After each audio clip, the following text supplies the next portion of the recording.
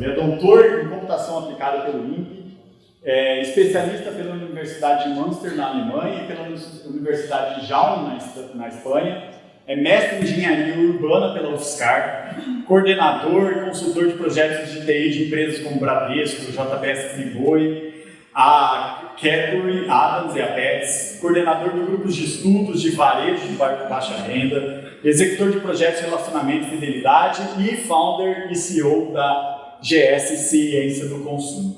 E meu grande amigo Fernando Gigotti, por favor.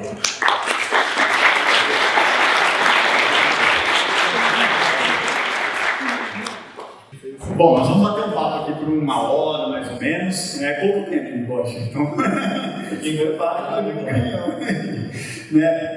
É uma satisfação enorme ter você aqui. Assim, eu convivi muito com você e eu sempre te admirei bastante. E eu estava louco para te chamar para vir aqui e fazer você compartilhar sua experiência e conhecimento com todo esse pessoal. Bom, muito obrigado, Vlad. Recíproco é verdadeiro, do fundo do coração. Eu tive a oportunidade de participar do início do Startup Grid, como eu acho que eu fazia um contraponto com o Vlad. O Vlad sempre vinha muito entusiasmado, muito feliz com a ideia, e eu sempre puxava o Vlad no chão e falava: Vlad, eu vejo esses problemas que você pode ter, e hoje, vendo a dimensão que se tomou em entusiasmo e a força com que você toca isso, com o time, obviamente, me deixa muito feliz e honrado em participar. Muito obrigado. Prazer. Hoje, quando eu te liguei para fazer um convite, você falou muito que a empresa está no momento de buscar uma internacionalização, tem isso, conversas com fundos de investimento, né? Então a gente já pensa em algo grande, né? Algo muito grande e assim, eu queria, coisas que as pessoas aqui, muitas não têm essa experiência, né? Eu queria, assim, que você contasse como que é sentar numa mesa de negociação de um fundo de investimento. Qual que é o tom da conversa, né? Como que acontece isso? Bom, a primeira oportunidade que eu tive desse projeto de internacionalização da GS foi em junho do ano passado, especificamente no dia 22 de junho de 2018.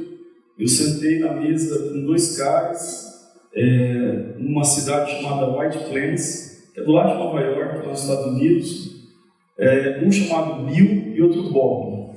O Bill com 84 anos e o Bob com 82, ambos fundadores da SPAR. A SPAR é a maior empresa do mundo hoje em merchandising. Ela tem atuação no Brasil. Em 2 anos que ela chegou no Brasil, ela se tornou líder nacional, já com 7 mil empregados aqui no Brasil. E mundialmente eles têm aproximadamente 100 mil funcionários. O Bob, ele foi capa do The New York Times em 1974. Eu nasci em 75, vocês têm ideia. E por que ele foi capa? Na época, esse cara criou um modelo preditivo de vendas para a Pepsi, que era uma concorrente da Coca-Cola. E o modelo dele era tão assertivo, ele é um matemático, o modelo dele era tão assertivo que gerou benefícios que ele colhe até hoje, né? Ele pôde fundar a SPAR e ter hoje atuação em 14 países. Eu conheci a SPAR aqui no Brasil, porque nós atuamos no varejo brasileiro e em vários varejistas que nós atuamos, a SPAR também atua fazendo um trabalho que a priori não tem nada a ver com o trabalho da GS. Mas quando você começa a olhar com um pouco mais de detalhes, eu percebi uma sinergia muito grande entre a nossa empresa e a SPAR. E isso ajudou? Ajudou. Eu conheci o CEO nacional e levei uma proposta para esse cara, o Jonathan. Ele falou: eu acho que a gente tem uma oportunidade grande de internacionalização da GS junto com a SPAR e você precisa ir lá falar com o Bob e com o Bill. E aí, respondendo objetivamente a sua pergunta, 2 noites antes de eu ir, tem um fato importante: quem bancou a minha viagem para lá foi a SPAR, e eu fui de primeira classe, né? Eu tenho até umas fotos, é uma pena que eu não tenho classe. Mas é mais confortável que a cama de casa, eu não consegui dormir no avião, obviamente, e nem na primeira noite no hotel lá. Eu lembro que quando eu sentei à mesa com o Bob, com o Bill e mais 3 diretores deles, eu não conseguia falar. Essa é a sensação. Eu tremia tanto que eu não conseguia falar. E detalhe, que eu já tinha participado de algumas mesas de investimento aqui no Brasil, com empresas importantes, Redpoint, Casec, entre outras. Mas, especificamente naquele dia, um nervosismo imenso tomou conta de mim. Eu tinha preparado um script que, num dado momento, me deu uma luz lá. Eu falei, olha, tem um paralelo, minha mãe estava adoecida, e muito gravemente, e minutos antes da reunião, ela me mandou uma mensagem no WhatsApp, a cuidadora dela, né, porque ela não consegue mais mandar as mensagens. E eu tinha lido aquela mensagem, aquilo estava voando na minha cabeça, eu lembrei da minha esposa, das minhas filhas, e eu falei, meu, precisa de uma coisa, esquece o script, eu vou falar aquilo que eu penso, do jeito que eu penso, do jeito que eu sempre fui, e nós iniciamos a conversa assim, sem nenhum script. E eu comecei e falei, olha, eu quero que você fale um pouco de você. Ele não queria que eu falasse do Chicote, ele queria que eu falasse da GS. Aí eu comecei a falar, olha, eu nasci em Fernandópolis, Rio de São Paulo, eu sou casado com a Denise, namorei 10 anos, faz 18 que eu estou casado, tenho 2 filhas. Esse cara me olhando, cara é de louco, esse cara é louco. E no final do primeiro dia, eu fiquei 5 dias negociando com esses caras. No final do primeiro dia, eu cheguei no hotel, eu liguei primeiro para o Thiago, que é meu sócio, me ajudou a fundar a agência, e ele foi aí, como foi? Eu falei, Thiago, não tem ideia de como foi, porque os caras não esboçaram reação nenhuma. Do jeito que eles sentaram pela manhã, eles saíram no final da tarde. Então, e depois foi soltando e se tornou uma oportunidade concreta, que hoje já está se efetivando. Mas, então assim, o nervosismo foi tamanho de fechar a lote. Daí para frente, foi uma baita experiência, né? Como que agora você se prepara para um momento desse, mentalmente? Então, Flávio, aí em agosto do mesmo ano, em setembro do mesmo ano, dia 4 de setembro do ano passado, eu tive a oportunidade de participar de 2 rodadas em Portugal, uma dentro de uma rede de varejo gigantesca lá, chamada Sonai, uma rede de supermercado chamada Continente. E o que é bacana? Sonai é Sociedade Nacional de Extrativismo. Então é um grupo de extrativistas de madeira que lá em Portugal fundaram a maior rede de varejo hoje da Europa, uma das maiores, a maior de Portugal. E esses caras têm o programa de fidelidade mais antigo do mundo, tem 25 anos. E eu tive a oportunidade de sentar com um cara que foi o diretor, que foi o criador desse projeto, que até hoje dirige esse projeto dentro do supermercado Continente. E na sequência, eu falei com uma empresa inglesa chamada iTeam, que é dona do maior software de precificação do mundo para varejo, chamado Profimetrics. O que é interessante é que eu usei a mesma estratégia. Eu preparei um roteiro, que a Thaís, que está lá no fundo, que trabalha comigo, me ajudou, e quando eu cheguei lá, eu usei o roteiro. Né? O roteiro é importante para me acalmar. Como aqui, eu preparei um monte de coisa. Né? Então, eu me acalmo quando eu faço os roteiros. Mas chegou lá na frente, eu comecei a mostrar o que nós éramos, como nós éramos, o que nós fazíamos. E em Portugal, teve uma questão muito bacana, que eu fiquei muito feliz assim, com a postura deles. Esse diretor chamado Tomás, ele falou assim para mim, é o seguinte, nós somos líderes aqui em Portugal, nosso programa mais referenciado no mundo, nessa área de ciência do consumo. Então, antes de você mostrar qualquer coisa nova aqui pra gente, eu quero mostrar tudo o que eu faço. Porque, muito provavelmente, qualquer coisa que você vai mostrar não agrega nada ao meu modelo. Então, eu não quero que você saia daqui com a sensação que eu copiei alguma coisa sua. E ele ficou 2 horas apresentando o que eles faziam, que era fenomenal. Fenomenal. E, graças a Deus, nós encontramos ali 2 ou 3 oportunidades de acrescentar alguma melhoria aquilo que já foi bem feito. Então foi uma maneira muito tranquila. E a Profimetrics, depois que eu mostrei o diretor fundador chama Helder Gouveia, inclusive é o homônimo de um ex-aluno meu aqui da FAIM, o Helder, quando eu mostrei o que nós fazíamos na empresa e a quantidade de pessoas que trabalhavam, ele falou claramente para mim, ele falou, eu duvido. Ou você tem mais gente ou você tem menos software. Porque não dá para você ter essa tecnologia com essa quantidade de pessoas nessa quantidade de tempo. Aí eu falei, Elber, só tem um jeito de você descobrir se é verdade ou mentira. Nos visite lá em São José do Rio Preto. Um mês depois ele estava aqui e também a gente conseguiu encaminhar. Então hoje, a minha estratégia básica para reuniões importantes, duas coisas que eu faço. É essa pré-preparação, que no final das contas eu acabo boicotando na maior parte das vezes. Mas a segunda coisa, eu durmo bem no dia anterior. Se eu tenho uma reunião importante amanhã, hoje eu já não faço mais nada. Antigamente eu lembro que eu fui conversar com um cara, eu comentei isso com a esposa sábado, nós estamos em Alphaville, nós passamos na Alameda Rio Negro. A primeira reunião importante que eu tive pela Jéssica foi na Alameda Rio Negro, um cara chamado Nasir Salles, depois vocês vão no Google, ele tinha um programa na TV, não sei se tem ainda hoje, chamado Doutor Negociação. A reunião era às 5 horas da tarde. Antes dessa reunião eu fiz 4 reuniões em São Paulo. Eu cheguei exausto para a reunião. Exausto. E ele falou assim, você está exausto, né? Ele falou, então eu vou te dar uma chance. Você vai embora, você vai descansar e amanhã eu faço uma reunião com você. Mas por que, Nasir? Porque é covardia. É a primeira reunião que eu estou fazendo hoje. Eu estou descansado, estou com a minha cabeça vazia. E negociar com você exausto como você está, vai ser muito fácil de ganhar. E eu quero uma negociação boa para nós dois. Então, isso eu tenho levado.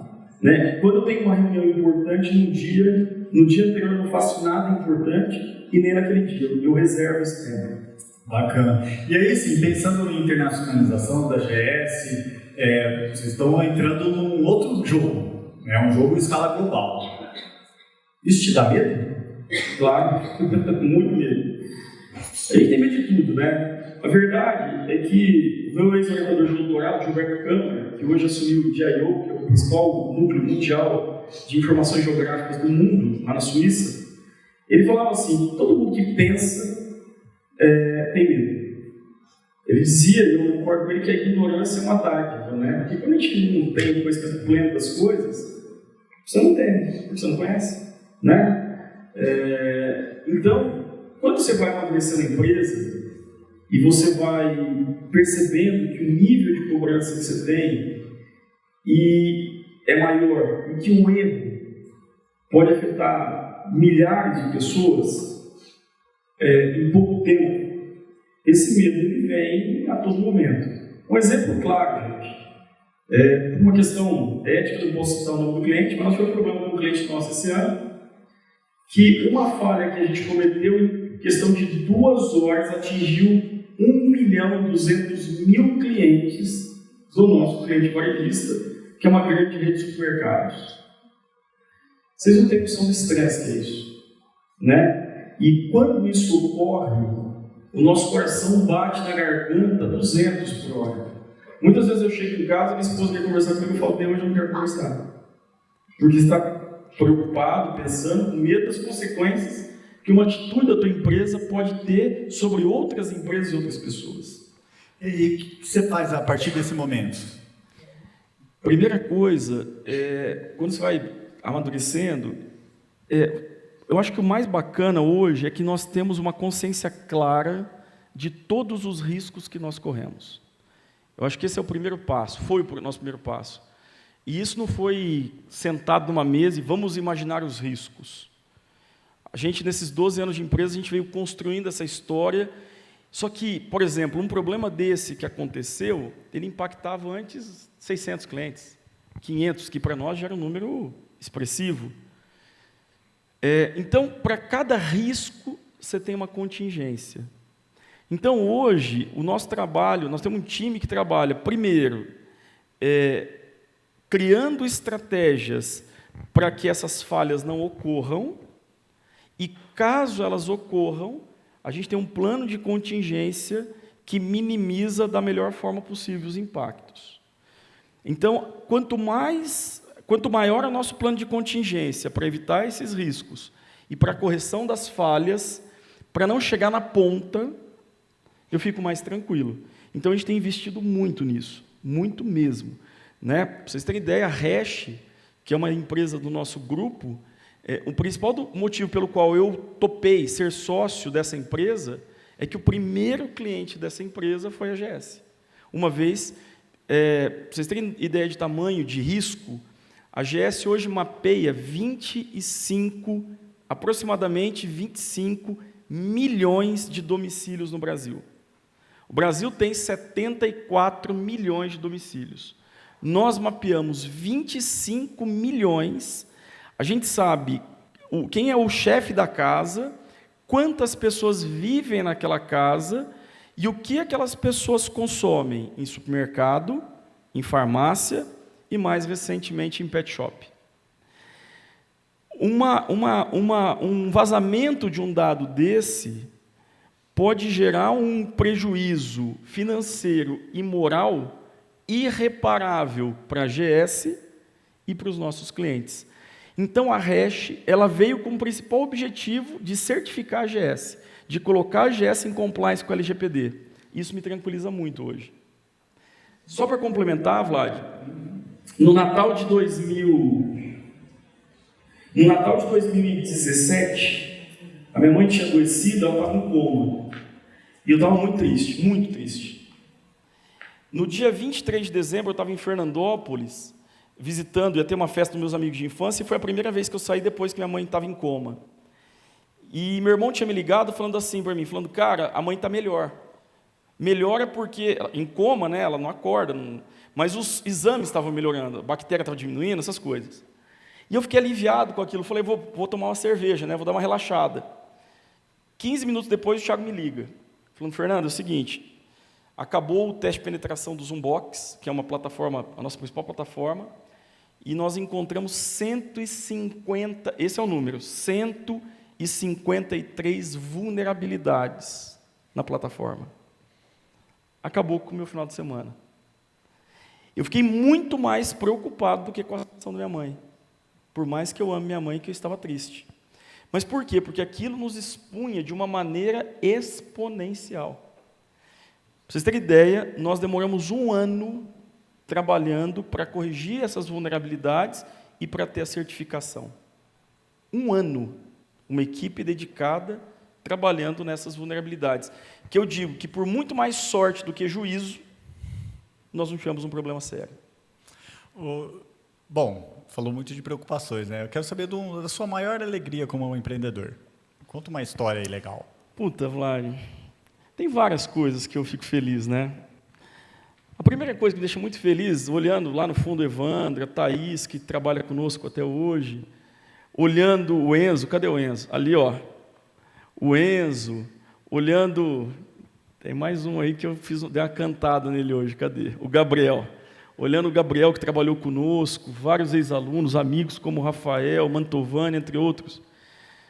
Uma das coisas que eu fico muito feliz, eu lembro quando a gente começou a GS, eu tinha um aluno que era brilhante, chamado Luciano Sasso. Luciano Sasso Vieira. Eu digo que é o cara mais inteligente que eu conheci na minha vida e continuo dizendo isso. E olha que eu conheço gente, hein? O Sasso, ele passou um concurso na Unesp, passou em primeiro lugar, e foi lá trabalhar num laboratório como pesquisador. E ele sempre falava que queria trabalhar comigo. GS tinha 4 pessoas. Aí eu arrumei um projeto vinculado onde eu estudei, ao CTA, que era para desenvolver um software para gerenciar as obras do PAC, chamado GeoPAC. E eu precisava de um desenvolvedor top de linha. Eu cheguei para o Sasso, chamei ele de Lu, falei, Lu, você não quer vir trabalhar comigo na GS?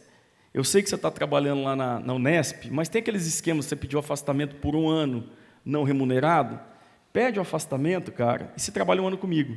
Depois você volta para a Unesp, porque o nosso projeto ele tinha 8 meses de duração. Ele falou, beleza, Gibote. Passou uma semana, chegou cedo lá na empresa, começou a trabalhar, ia naquela correria do dia a dia, uns 15 dias depois eu fui sentar com ele. Eu falei, pô, Lu, que legal, cara. Eu achei que o negócio para você ter o afastamento lá da Unesp ia demorar mais. Eu não sabia que saía tão fácil. Ele falou, não, Gibote, não sai tão fácil. Eu falei, como que você já começou? Ele falou, eu exonerei meu cargo. Eu quase desmaiei. Eu falei, você é louco, bicho? Como que se exonera um cargo? Nós temos um trabalho de 8 meses. Nós não temos dinheiro para te pagar, Luciano. Você acabou de casar. Como que nós vamos te pagar? Não sei se vai ter projeto. Ele pôs a mão no meu ombro assim e falou assim, Gibote, fica tranquilo que nós vamos ter projeto. Hoje o Luciano é um dos sócios da empresa, como o Evandro também o é, como nós temos mais 11 sócios que ajudaram a gente a montar a empresa lá no começo, todos ex-alunos meus de graduação ou especialização mestrado. Então, essa é uma alegria que eu tenho. A segunda alegria que eu tenho, o Evandro, vou citar o Evandro, que é o que está mais na minha frente aqui, é o que eu vejo mais. Semana passada ele estava lá em Porto Alegre, né, Evandro? Num cliente nosso chamado IMEC, esse eu posso citar, apresentando um estudo de expansão ao potencial, que foi potencial de faturamento de loja. Então, hoje nós definimos em redes importantes do Brasil para que lados os caras precisam crescer, em termos de expansão geográfica, de expansão de lojas.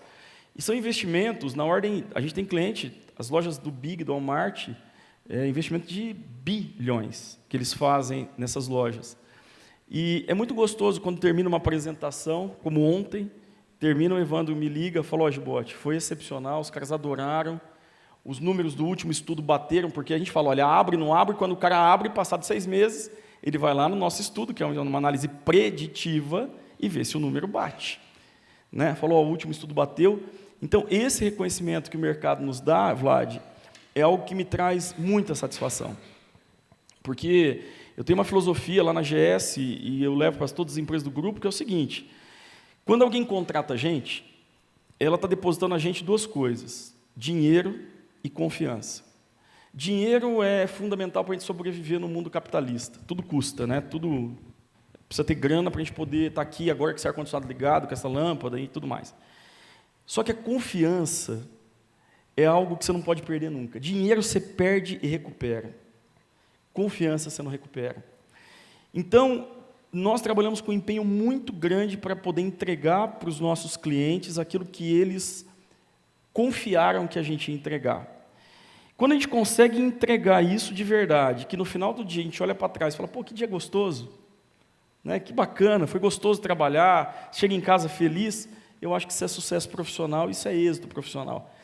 Então, isso me deixa muito feliz, esse reconhecimento que a gente tem tido nos últimos anos aí, de que aquilo que a gente está fazendo importa de fato para alguém, é útil para alguém. Eu acho que é a maior recompensa que eu tenho. Legal. Qual que é o papel de um CEO? Sem dúvida nenhuma, direcionar. Eu lembro uma vez que eu conheci um cara lá em Santos, ele era um prático. Vocês sabem que é um prático, vocês já viram? É o cara que estaciona o navio. O navio chega perto do porto, o prático vai de lancha até lá, ele sobe e ajuda o comandante a estacionar. É um estacionador de navio. Gente, esses caras ganham uma fortuna. Salários acima de 200, 250 mil reais por mês. E quando o cara me explicou o que ele fazia, eu não conseguia entender. Eu falei, mas você vai lá e estaciona e ganha tudo isso? Por que o cara que está vindo lá da Europa não estaciona? Mais fácil atravessar o oceano do que estacionar. Eu falei, não, tem que conhecer o canal, tem lá as peculiaridades. Eu acho que o papel do CEO é ser um prático. Porque ele tem que conhecer muito bem o terreno onde ele está navegando, e ele tem que direcionar a empresa, que pode ser menor, pode ser maior, mas ele tem que dar a linha de direção da empresa. E essa linha de direção, ela está correlacionada com o mercado, com o produto que se oferta, com postura, com cultura, que eu vi aqui, que eu concordo plenamente, acho que o nosso problema não é tecnológico, é cultural mesmo, é de colocar a cultura dentro da empresa. Mas, principalmente, Vlad, eu acho que a grande luta do CEO, 2, a primeira é fazer com que as pessoas se alinhem no mesmo propósito pessoal. Isso tem a ver com a forma com que se negocia. Né? A gente tem uma filosofia de negociação transparente. Muitas vezes a gente pega pessoas que trabalham diretamente com a gente, não seguindo essa linha. Isso machuca a gente. Porque quem é questionado no final das contas? E aí você vê que uma pessoa que está do teu lado, que trabalha com você, tomou uma atitude que você jamais tomaria. Acho que esse é o grande desafio. E o segundo grande desafio, eu também, por uma questão de respeito, eu não vou citar o nome da empresa, mas tem uma empresa que todo mundo aqui conhece, que é da nossa região, que cresceu muito. E o presidente dessa empresa, nos 27 anos que ele trabalhou nessa empresa, ele teve um mérito fenomenal, que foi pegar uma empresa do interior de São Paulo e transformar num unicórnio. Foi um unicórnio. Ele trabalhou 27 anos duramente, e eu conhecia muito proximamente esse cara. ele cometeu um erro. Ele focou tanto no crescimento da empresa que ele esqueceu de preparar os diretores que ajudaram ele a construir essa empresa, e ele esqueceu de se preparar. Tanto é que, quando essa empresa atingiu o ápice da valorização dela, todos os diretores foram demitidos e ele foi demitido. Então, o que eu tenho tentado buscar nesse crescimento que a GS tem tido, graças a Deus, exponencial, é falar com as pessoas que ajudaram a gente a construir a empresa, que elas precisam se preparar para esse crescimento. Eu preciso me preparar para esse crescimento, porque eu tenho clareza que, se nós não nos prepararmos, daqui a pouco a nossa empresa continua e nós ficamos para trás. E muito provavelmente não ficaremos mais nela. Então, acho que esse é o segundo grande desafio. É você poder, de fato, entender quem são as pessoas-chave da empresa e ajudá-las no desenvolvimento para o crescimento. Bacana. O que falando um pouco agora de tecnologia, né? O que a GS está produzindo de tecnologia que é diferencial e disruptivo aqui no mercado? No mercado do varejo, no que vocês estão... A GS, ela começou, foi uma empresa que não foi planejada, né? A GS, ela nasceu, eu terminei meu doutorado, eu fazia consultoria para governo, principalmente na área de análise espacial, geoprocessamento. Isso em 2000 quando eu terminei o mestrado, eu comecei a fazer isso em 2000, 19 anos atrás, não tinha GPS em celular, não tinha nem GPS de carro. Os GPS eram estações totais parecidas com essa câmera aí, que a gente vê até hoje, fazendo levantamento de rodovia, de vias. Então, a análise espacial é um negócio muito novo. Então, como eu tinha feito doutorado nessa área, e era uma área nova no Brasil, eu comecei com um viés muito forte de análise. Para governo, nosso primeiro cliente privado foi o Banco Bradesco, para análise. Só que, paralelamente a isso, nós começamos uma fábrica de software. Então, a GS, que na época se chamava GIS Consultoria, GIS de... Todo mundo acha que é Gibote e Simonato, não é. É de Geographic Information System, Sistema de Informação Geográfica, que é o que a gente trabalhava. A GIS Consultoria era uma fábrica de software. E a gente foi levando esses dois negócios ao mesmo tempo. Num dado momento, eu fui fazer uma venda para um cara de Mirassol, chamado Marcelo Fraia, e esse cara me contou uma ideia de desenvolver um negócio inovador, que foi a semente do Zoombox. Na época, esse cara ele era tão honesto, o Marcelo, que ele me contou a ideia dele inteira. Ele me mostrou a documentação, fiquei a tarde inteira com ele. Eu fui comer uma coxinha com o Thiago no final da tarde, num boteco ali em Mirassol, na Doce Mania, e aí eu falei, Thiagão, eu conheci um cara, que o cara tem uma ideia fantástica. Falei, vamos convidar esse cara para ser nosso sócio, e a gente desenvolve essa ideia com ele? Ele falou, vamos. Fomos lá, convidamos o Marcelo e fizemos uma sociedade de 33% cada um. 6 meses depois, a coisa começou a dar certo, começamos a pegar alguns clientes nessa tecnologia, que se chamava Profic, Programa de Fidelidade de Clientes, e o Marcelo chegou para mim e para o Thiago e falou, nossa sociedade está errada, nós precisamos redistribuir a sociedade. Eu falei, legal, Marcelo, o que você acha? Eu falei errado a história, começou com 50-50, 50 para mim e para o Thiago e 50 para ele. Ele falou, nós temos que ter 3 partes iguais. Nós redistribuímos a sociedade, 2 anos depois, o Marcelo quis sair, o Germano, que é nosso sócio até hoje, comprou a parte do Marcelo. De lá para cá, nós conseguimos unir esses dois mundos. O mundo analítico, que era trazido pelos modelos que inicialmente eu criava, e que hoje nós temos lá uma equipe com 12 pessoas criando modelos analíticos, e tecnologia. Então, hoje nós temos uma ferramenta que basicamente coleta dados de consumo, que é o que você está comprando lá no supermercado, que você coloca o teu CPF para poder concorrer a um prêmio, tem um benefício, tem um desconto, né? Depois você baixa o aplicativo e tudo mais. Então, a gente tem a captura desse dado. Vocês mapeiam o carrinho de compra dele. Mapeamos o carrinho de compra e a pessoa e o household. Household é quem mora naquele domicílio.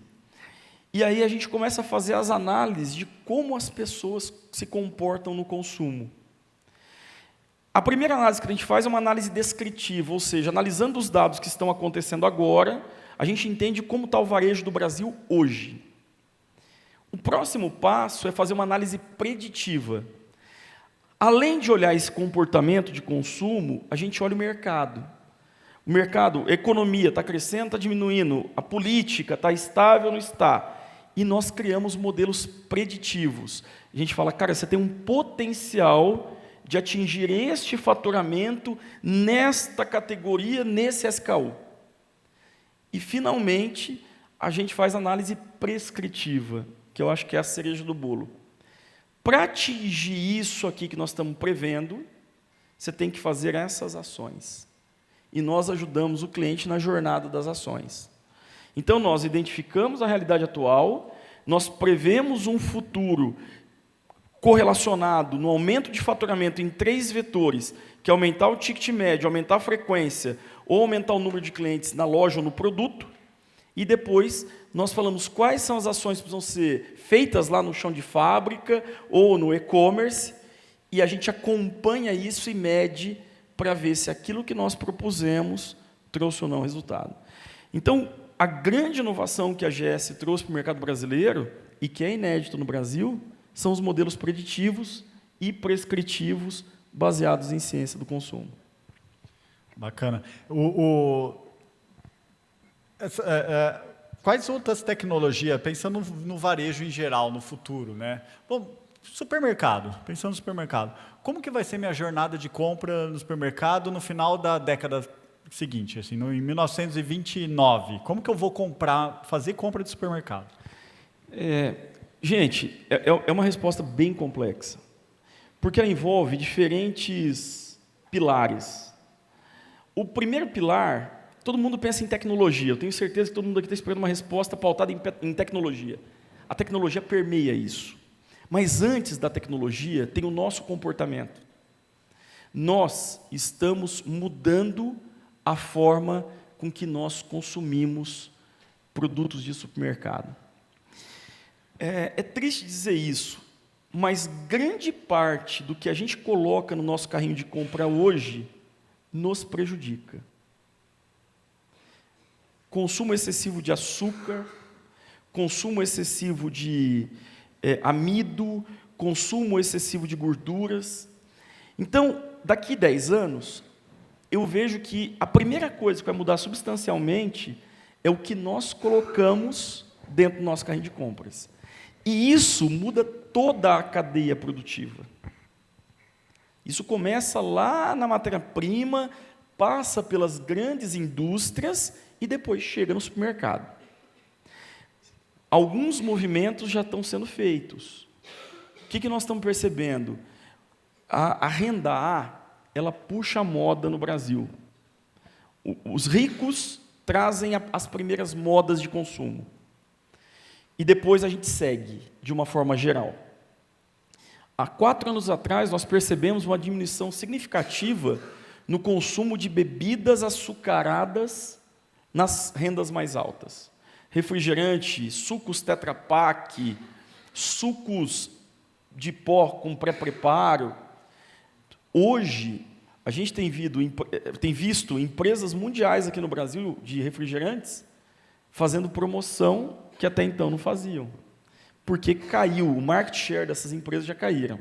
Então, e o segundo movimento é um movimento relacionado aos orgânicos. Não precisa ir longe, gente. Vamos aqui em Mirassol, supermercado Alfredo Antunes, há 2 anos atrás eles inauguraram o Empório Verde. Dentro da loja do supermercado, existe uma mini loja com produtos voltados a uma alimentação saudável. Quando a gente analisa a jornada de compra lá no Alfredo Antunes, a gente já percebe uma grande quantidade de clientes que entram na loja, passam pelo setor de FLV, que é fruta, legume e verdura, vai até o orgânico e vai embora da loja. Não vai lá para o lado direito, onde tem mercearia seca, enlatados, não passa nem perto disso. Então, o primeiro ponto é esse. Nós estamos mudando os nossos hábitos. Segundo, as famílias estão ficando menores. Há 20 anos atrás, a média de pessoas por domicílio era acima de 4 pessoas, 4,12, 4,18. Hoje nós temos uma média de 3, 3,03. E nas regiões mais ricas e mais desenvolvidas, nós chegamos a ter 2,14, 2,16 pessoas por domicílio. Como nós temos menos pessoas no domicílio, nós consumimos menor quantidade. A população está envelhecendo. Com o envelhecimento da população, menor quantidade e mais seletiva. Então, a grande transformação que a gente passa está relacionado com o nosso hábito de consumo e com o envelhecimento da população. Segundo, tamanho de loja. As lojas gigantes não existirão mais no Brasil, na minha opinião, nos próximos anos. Então, nós teremos as lojas mais compactas, automatizadas. Não sei quem já teve oportunidade de conhecer a Zait, Z-A-I-T-T, lá em São Paulo. É uma loja autônoma, você entra, ela tem no máximo ali 900 itens à venda, 900 SKUs. É tipo a Amazon Go, né? Exatamente. Uma loja convencional de supermercado chega a ter 21 mil itens, a média 12 mil, eles têm 900 itens lá à disposição. Você entra, você pega, você sai, não tem interação com ninguém. Essa é uma loja que vai pegar no Brasil, com e sem pessoas para interagir, e os atacarejos. E o último passo, a tecnologia. Tudo que nos traz conforto, a gente assume, adota com muita facilidade, né? Meu pai não gostava de ar-condicionado, até que depois de muito eu e meu irmão insistirmos, ele colocou um aparelho de ar-condicionado na casa dele e ligou. Não tem como não gostar, porque traz conforto. Tecnologia nos traz conforto. Então, eu acredito muito num crescimento no varejo como um todo, das compras online, compras click and collect, né, que você compra pela internet, passa e pega, mas eu também acredito que as lojas físicas, elas se manterão abertas e elas terão que ter um atendimento diferenciado para as pessoas que estão lá dentro. Experiência de compra. Isso eu ia perguntar, qual que é o papel da loja física? A loja física, ela tem que pensar... É muito legal, Vlad. A gente vai conversar com os nossos clientes varejistas, independente do tamanho. Os fundadores, tá? A gente tem clientes como o Roldão.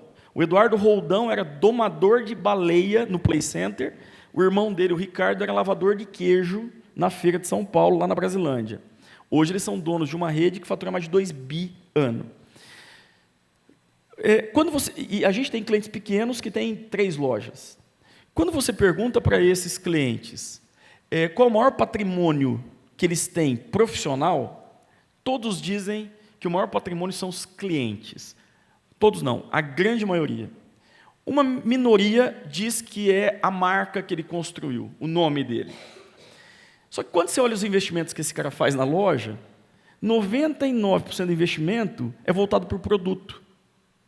É uma coisa maluca, né? É uma dicotomia, o que mais me importa, o meu maior patrimônio é o meu cliente, mas eu cuido melhor do produto que está dentro da loja. Então, eu tenho um sistema antifurto, eu tenho um sistema de precificação, eu tenho gôndola eletrônica, e não tenho um centavo investido no cliente. A GS entra nisso. Fala, meu amigo, peraí, se o teu cliente vale tanto, você precisa conhecer o teu cliente, você precisa saber o que ele gosta, como ele consome, e mais, proporcionar para esse cara uma experiência, uma jornada de compra melhor. Então, o varejista, ele vai ter que se importar realmente com o cliente. E isso está direcionado basicamente a atendimento humano. Isso serve também para a geração Millennium, que é uma geração mais conectada, que às vezes evita ter contato com pessoas para fazer uma compra? Vlad, eu estou com 44, é bom que pelo menos tem um Mantovani. Cadê o Mantovani? Mantovani pode corroborar comigo, que eu sei que ele é um pouquinho mais velho que eu. Nós fomos millennials também. Nós jogamos Atari, Odyssey, telejogo. Pô, Atari eu joguei também. Eu tive bip. O que acontece é que o millennial, ele também envelhece.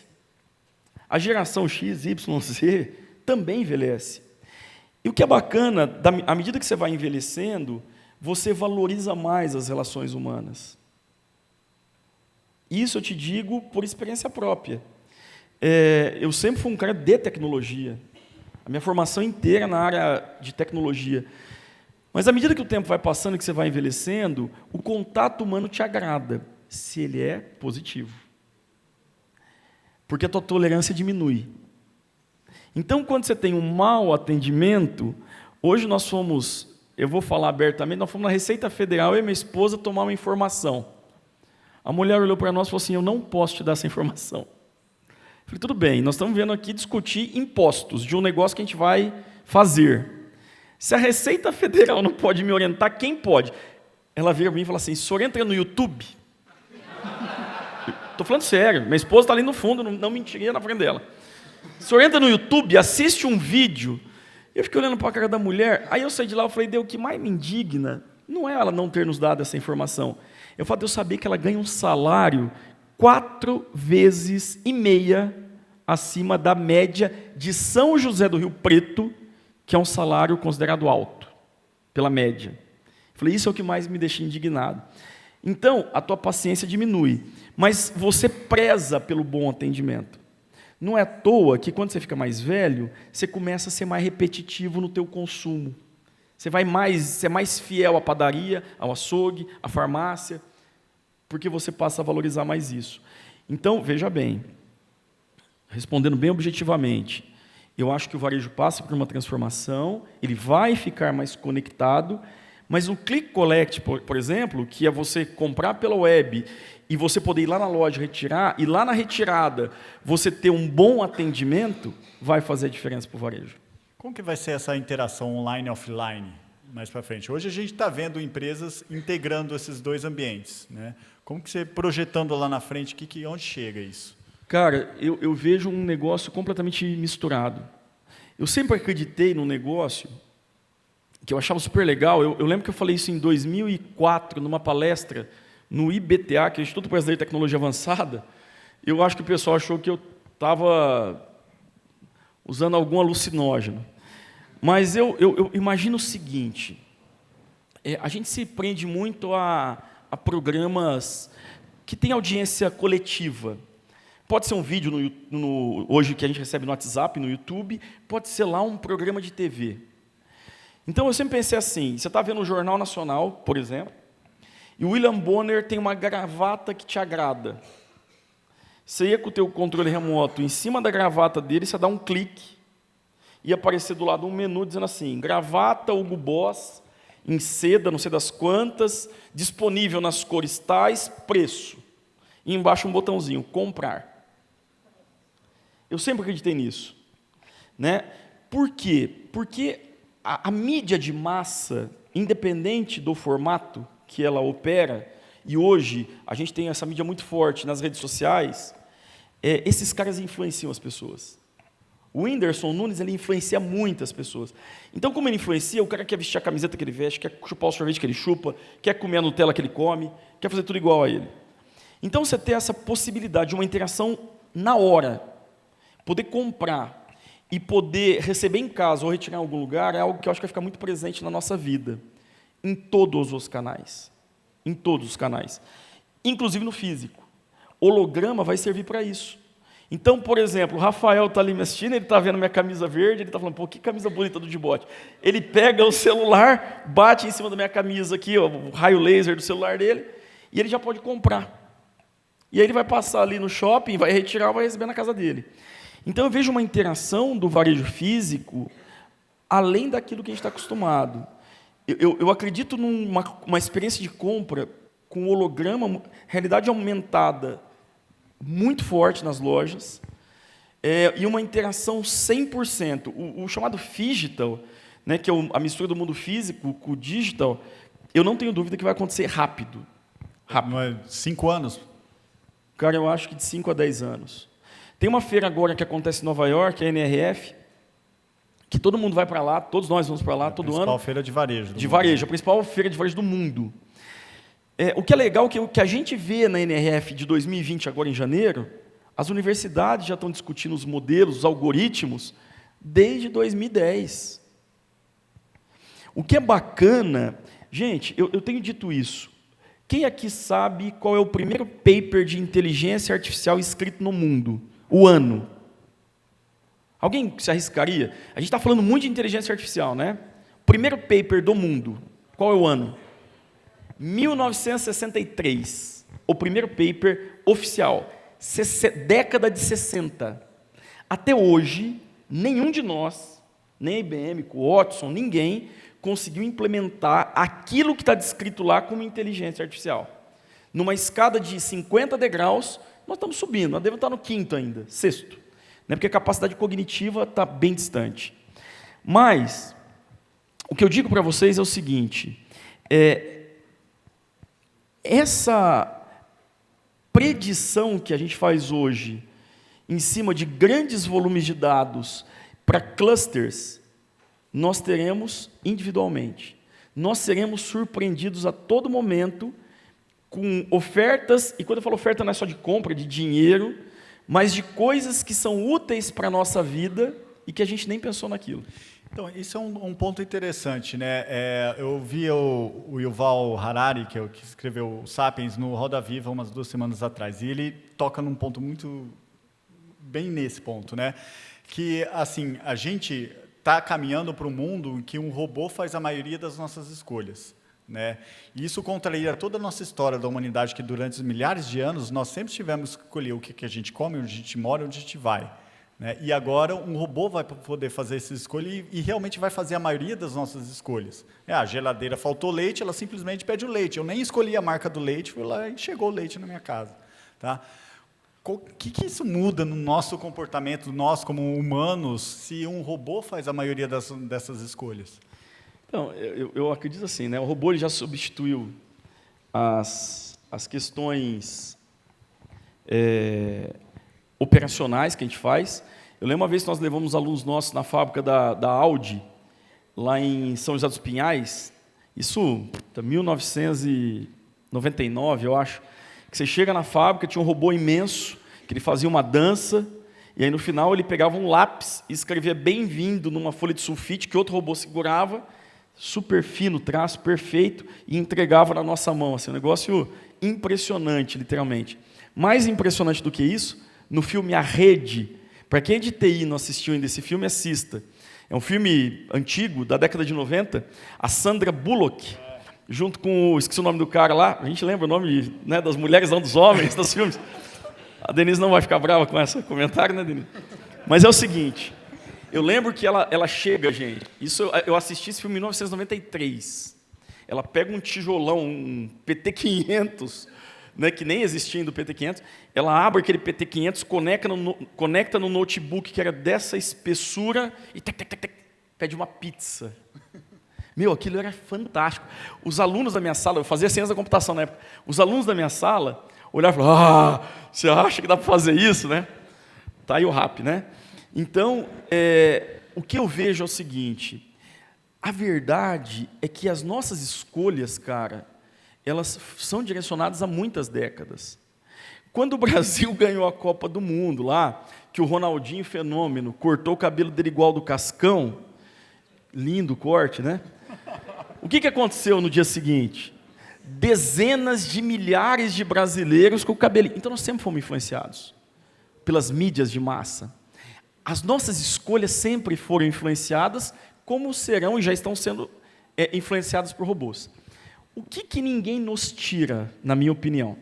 O livre-arbítrio.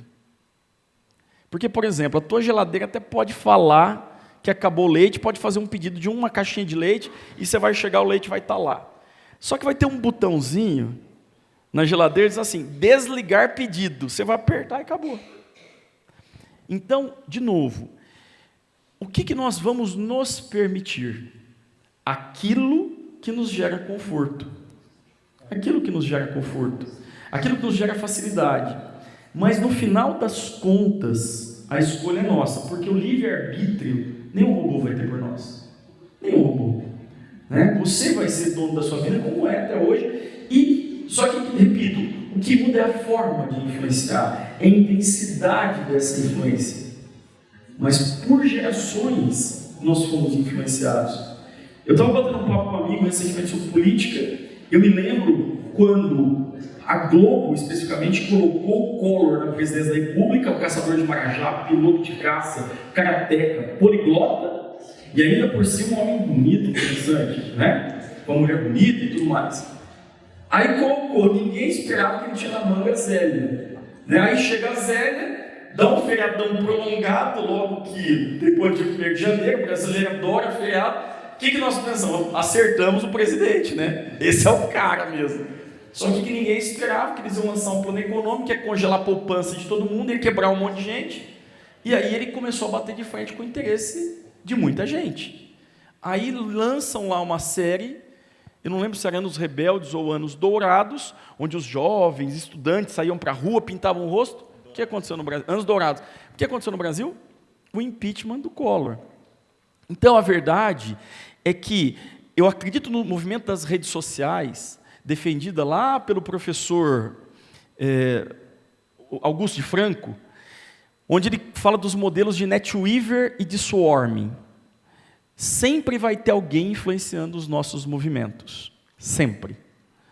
O que nós vamos saber é se a gente aceita ou não. Hoje, quem nos influencia são os seres humanos. Daqui a pouco, robôs. Mas o livre-arbítrio é nosso. É porque quando eu penso assim, por exemplo, o Spotify, né, ele mapeia o meu histórico de músicas e ele começa a oferecer músicas que eu vou gostar. Né? Isso, às vezes, tira até uma oportunidade de eu conhecer uma coisa totalmente diferente. Né? Eu imagino isso com marcas também. Às vezes, você faz o mesmo pedido e, às vezes, esse conforto te impede de conhecer outra marca. E aí, até mesmo assim, como que uma marca vai disputar com a outra se automaticamente, às vezes, a pessoa só consome aquela marca porque um robô influencia ele? Então, aí você tem uma questão de ética por trás disso muito forte. A gente tem estudado alguns modelos lá, que vai ser o futuro da GS, e aqui eu posso falar um pouco sobre o futuro da empresa.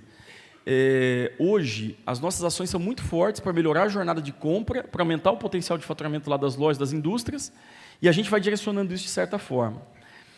Mas o nosso grande propósito é poder olhar para um carrinho de compra de um cara, num primeiro momento dizer assim, falar, você está vendo tudo que você está comprando? Eu posso te proporcionar a mesma experiência de consumo, fazendo você economizar 30%. Ou seja, tornar as relações de compra mais justas. Esse é o grande propósito que a gente tem, que a gente já começou a testar dentro da empresa. Ou seja, nós vamos influenciar diretamente a escolha das pessoas no que ela põe dentro do carrinho de compra. Com relação a marcas, principalmente no primeiro momento. No segundo momento, a gente vai olhar para o carrinho de compra do cara e falar, você lembra que eu fazia você economizar 30%? Lembro. Eu fazia mesmo? Fazia. Agora, eu vou fazer você ganhar 10 anos de vida. Está vendo esse produto que você tem consumido com certa frequência? Tira esse produto do teu carrinho, acrescenta esse, que vai te dar uma satisfação alimentar similar, não igual, só que você vai ganhar 2 anos de vida com isso. De certa forma, o que está por trás disso é um robô. É um algoritmo que está processando dado, está falando, muito açúcar vai matar esse cara, então tira um pouco de açúcar e coloca um negócio mais natural. Por que eu falo da ética? Porque, obviamente, que todo mundo vai querer vender mais e vai puxar para o seu lado. Eu acho que vai ter que ter uma transparência muito grande na web semântica também, desenhada lá, logo depois que o Tim Berners-Lee teve o seu primeiro paper da web semântica, onde nós vamos ter uma capacidade de entender se aquilo que estão ofertando para a gente está de acordo com o nosso interesse real ou se está de acordo, ou se é um jabá, se está de acordo com o interesse de alguma marca. Um detalhe, Vlad, eu tenho uma filha de 13, que você conhece, e uma de 8. A minha filha de 13, ela assiste uma propaganda na TV, ela fala assim, pai, isso é mentira, né? Isso é mentira. Aí ontem ela veio me mostrar como que faz na propaganda da pizza, você puxar assim para cima o pedaço de pizza e aquele queijo cair bonito, né? O cara prega, põe cola do lado, tem toda uma estratégia visual que é adotada, né? Ou seja, alguém nos enganou, como um robô também nos engana, de certa forma, para nos direcionar para uma determinada marca, um determinado produto. A diferença, com a quantidade de informação que nós temos disponível hoje, e com um monte de robô que também vai estar atuando contra a falta de ética dessas marcas, eu acho que a gente vai ter um equilíbrio legal. Eu acredito muito nisso. Bacana. Você trabalha mapeando pessoas, conhecendo pessoas, entendendo hábitos de compra dele. E você mencionou que o que vocês fazem hoje com grupos de pessoas, né, personas, vai ser feito individualmente. Sim. Né? Nesse sentido, essas datas como Black Friday, as datas comemorativas que o varejo usa muito para alavancar vendas, vai perder um pouco o sentido, porque esse estímulo é mais constante, talvez, mais próximo? A grande sacada é essa. Quando você conhece bem uma pessoa, entende qual é o comportamento dela e qual é a melhor jornada, qual é a melhor experiência de compra para ela, você proporciona isso ao longo do ano. Isso nós já fazemos hoje, Vlad. A gente tem um supermercado, que eu posso citar, que é uma rede chamada Enxuto, de Campinas. É uma rede pequena, tem 6 lojas, mas fatura mais de 700 milhões por ano. É considerada uma das redes mais efetivas em faturamento do Brasil. É uma das 20 maiores em faturamento, Isso. né? A gente faz isso com eles há 4 anos, que é levar a melhor oferta individualizada para o cara no momento que ele precisa consumir. O Black Friday é super legal. Hoje. Assim como aquelas vendas que acontecem nas grandes lojas de departamento, que as pessoas dormem na fila, né, para poder comprar as coisas baratas no dia seguinte, foi legal numa época. Eu tenho que contar uma história, eu sei que o tempo está, mas eu tenho que contar. Vai, à vontade. Meu cunhado, ele chama Ricardo, ele um dia chega morto na empresa, ele trabalha comigo, morto. E eu vi, falei, meu, você não dormiu? Ele falou, não, cara. Eu falei, por que não? Não, porque eu fui na loja tal, passei a noite lá na fila para poder pegar as ofertas. Cara, eu comprei 3 panelas de pressão por R$10 cada uma. Falei, pô, que legal, Ricardo. Quanto que custa? R$ 49,90 é o preço normal na época. Ele pagou 10, né? 80% de baixo para cima, né? Falei, puta, que legal. Eu falei, ô Ricardo, deixa eu fazer uma pergunta. Faz quanto tempo você está casado? Ah, tem 16 anos. Falei, quantas panelas de pressão você comprou nesse tempo? Ah, a que eu tenho é que eu ganhei no meu casamento. Falei, ela funciona ainda? Tá meio velha, mas funciona. Falei, interessante. Estou fazendo uma conta aqui, cara. Você comprou 3 panelas, você tem panela de pressão para os seus próximos 48 anos. Desculpa, cara, você fez um péssimo negócio. Você devia ter comprado uma panela de pressão, pego esses R$20, colocado numa aplicação futura, deixado lá, né? Então, já foi essa fase. Eu acho que a Black Friday hoje ela é muito bacana. Bacana quando ela é verdadeira. Porque a gente sabe também das falcatruas que estão diminuindo em função da tecnologia. Porque alguém vai lá e te oferece, compra esse copo aqui de R$150 por R$12,30. Você fala, nossa, de 150. Só que daí o cara que é um pouquinho mais esperto, entra na internet, coloca lá copo, tamanho tal, e vê que o preço desse copo de verdade é R$10,90. Então ele não tem nenhuma vantagem em pagar R$12,30. Né? Então eu vejo que a informação nos torna mais espertos, quando a gente quer usá-la. Ou seja, Black Friday tem dias contados. Bacana. E isso, na próxima década, que é capaz de acabar sem uma data dessa. Ofertas diárias que proporcionam para a gente, de verdade, a melhor experiência de compra. Legal. Que tecnologias você vê atuando diretamente no varejo, causando disrupções no varejo hoje? Eu falo assim, a principal disrupção que nós temos no varejo hoje, aí nós temos que dividir o varejo em online e offline. No offline, é o self-checkout. É você poder entrar na loja e sair sem falar com ninguém se você não quiser. Checkout? O self-checkout é aquele que tem no Mufato. Pagamento, né? A hora do pagamento. Onde você vai lá, você mesmo passa seus produtos, você põe numa sacolinha, paga lá com uma forma de pagamento qualquer e vai embora para sua casa. Por que ele é disruptivo, na minha opinião? Porque quando você pega uma loja de supermercado de 1.500 metros quadrados, por exemplo, essa loja tem 200 funcionários, numa média de 180, e ela tem de caixas aproximadamente 30 funcionários. 12% da mão de obra da loja. O self-checkout vai demitir todo esse povo. Vai demitir. E isso é um movimento disruptivo. É tipo cobrador de ônibus. Tipo cobrador de ônibus. Segundo, o self-checkout, ele nos obriga a sermos mais honestos. Porque o que tem por trás é tecnologia, né? Eu passei uma latinha de leite condensado aqui de 395 gramas, coloquei na sacola, no suporte tem uma balancinha. Então, se eu der uma desperto e colocar, eu pego a latinha isso é uma fraude comum, você pega a latinha assim, e entre a latinha e a tua mão, você coloca um produto fininho. Você coloca um pente, qualquer coisa. Quando você coloca isso na sacolinha, a balancinha vai pesar esse produto adicional que tem 15 gramas. Ao invés de 395, vai bater 410. Aí vai acender uma lanterninha vermelha e vai encostar uma atendente do supermercado e falar, o senhor cometeu algum equívoco? Aqui no Brasil, porque lá na Pensilvânia, onde eu estudei, lá no Maine, onde eu estudei, você vai preso se você fizer isso. Você vai preso. Preso. Lei estadual. Aqui vão perguntar se você cometeu algum equívoco.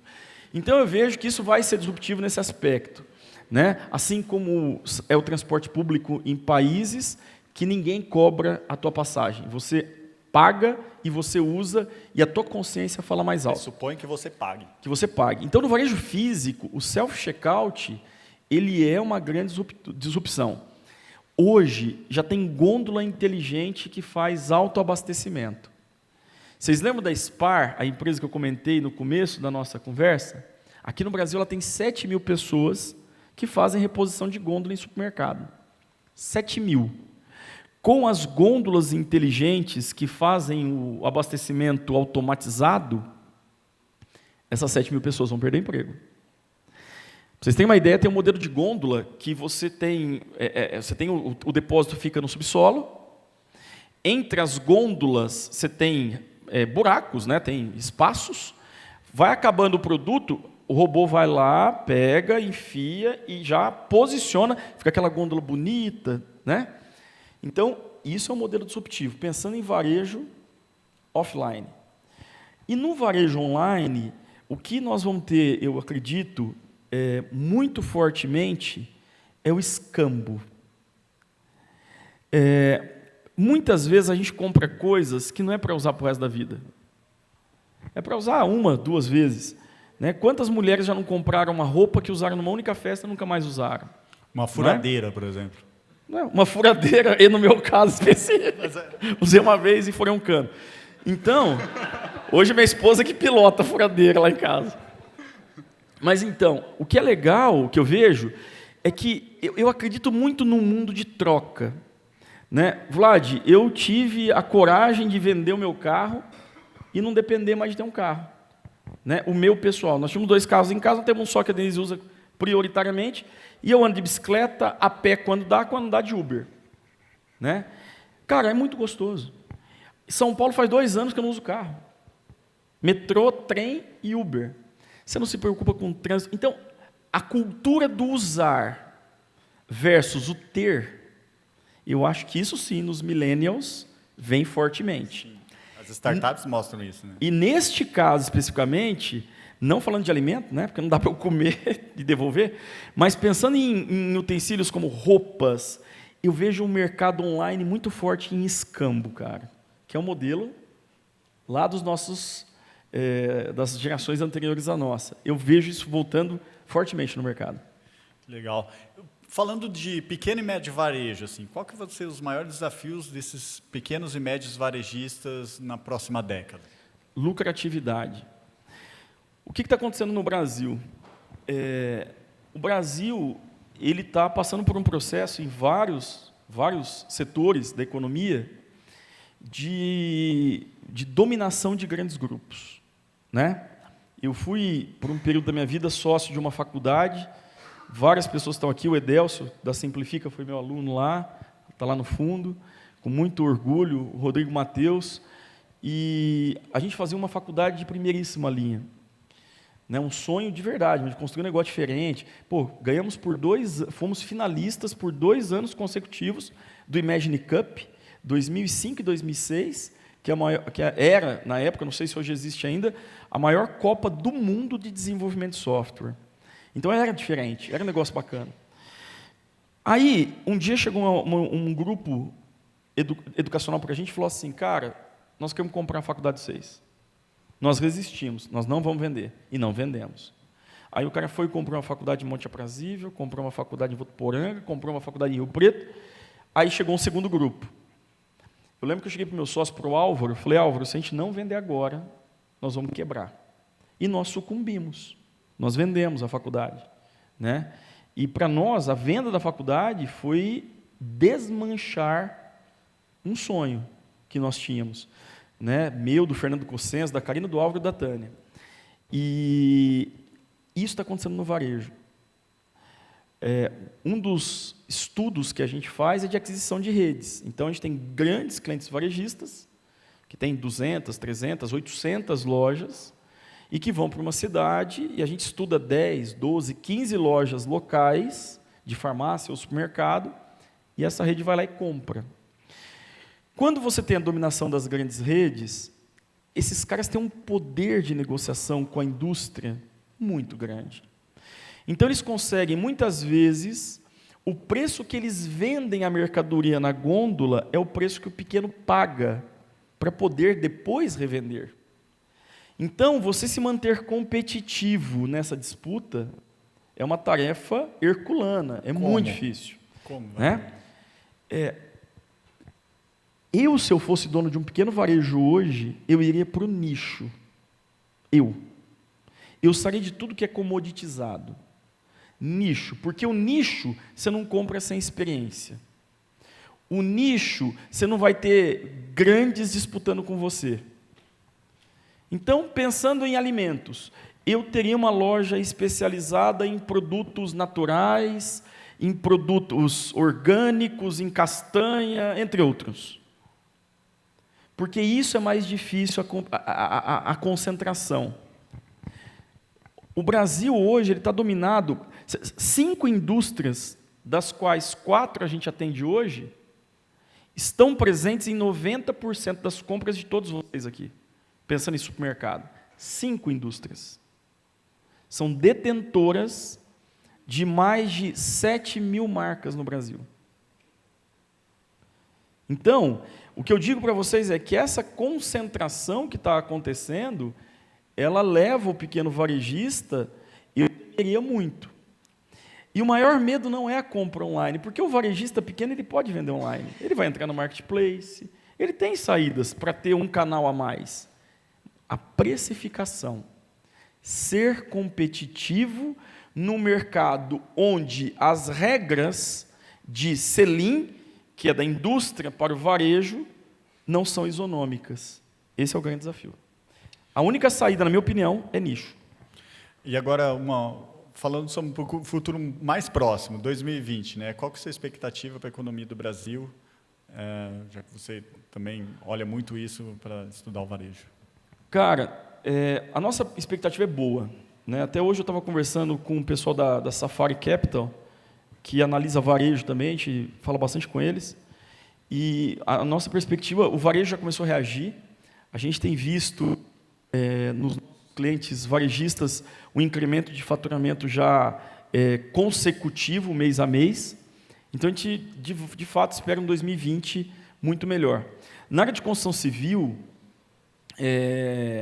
a gente está tendo um impulsionamento fantástico. O Brasil está voltando a ser um canteiro de obras. O que é bacana da construção civil? Ela emprega muita gente. Né? Para vocês terem uma ideia, tem uma empresa que anunciou 3 investimentos consecutivos anuais de 11 bilhões de dólares no Brasil para telecomunicação, para infraestrutura de telecomunicação. Isso gira a economia brasileira. Então, a gente vê a parte de construção civil já sendo alavancada, o varejo retomando. O que ainda prejudica muito o Brasil é a questão política, a insegurança política, a falta de uma perenidade política. E, principalmente, gente, essa possibilidade de manipulação de poder que a gente vê concentrado na mão de pouquíssimas pessoas no Brasil, que, com estalar de dedos, mudam o rumo de uma história. O Brasil é um dos melhores países do mundo para se investir. Por que a gente, qualquer um daqui que tem uma startup, qualquer startup que está aqui dentro, se for no Japão e apresentar para os fundos lá uma ideia coerente, vai captar dinheiro. Porque lá você tem juro negativo. Você coloca R$100 agora no banco, no final do ano você pega 97. Então, qualquer coisa que traga um lucro positivo, se você prometer 0,1 de retorno para esses caras, 0,5%, eles dão risada sozinhos. Então, tem muito dinheiro para entrar num país que tem muito a fazer, como o Brasil. Por que a questão política arrebenta isso? Porque gera insegurança. Então, eu não sei se um contrato que eu estou assinando agora com o Brasil, eu como investidor estrangeiro, ele será honrado nos próximos anos. Por isso que aquela história do risco Brasil, que parece que não afeta diretamente a nossa casa, afeta em cheio a nossa casa. Então, e isso depende da gente, na minha opinião.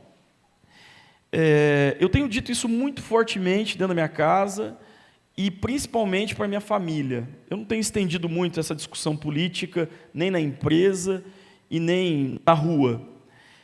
Mas eu acho que chegou o momento do brasileiro, de nós, pensarmos o que é bom para o Brasil. Independente da cor da camiseta, independente do lado direito ou esquerdo, eu sou bidestro. Eu falo que a melhor coisa do mundo é ser bidestro. Poder escrever com as duas mãos. Quando eu quebro a direita, eu escrevo com a esquerda. Quando eu escrevo com a esquerda, é a melhor coisa. Quem foi meu aluno já viu eu escrevendo lá na lousa com duas mãos. Ser bidestro é o melhor caminho, gente. Não é ser canhoto ou ser destro. Bidestro. O que nós temos que ver? Nós temos que ver o que é melhor para o país. E apoiar ações governamentais, seja de um partido de esquerda, ou de direita, ou de centro, que são boas para a população. Porque, historicamente, se vocês observarem a história do Brasil política, existiram partidos e comandantes de direita, pensando no município, no estado ou no país, que trouxeram coisas excepcionais para a sociedade e trouxeram coisas péssimas para a sociedade, por interesses pessoais. O mesmo ocorreu com os de esquerda.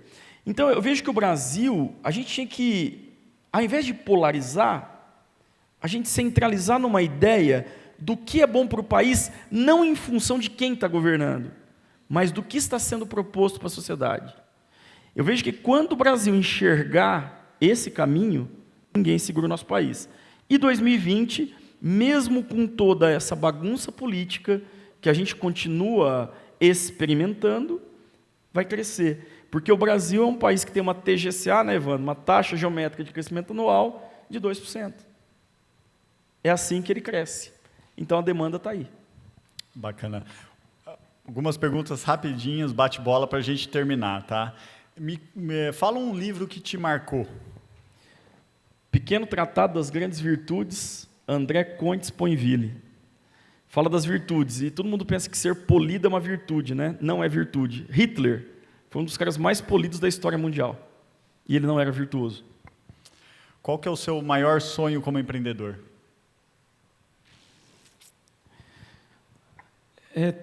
Ter o reconhecimento de uma empresa que faz coisas bem feitas, devolver para as pessoas que estão ajudando a construir boa condição de vida, pensando em grana, ambiente de trabalho e futuro, e, finalmente, poder, de fato, contribuir com a construção de uma sociedade mais equilibrada.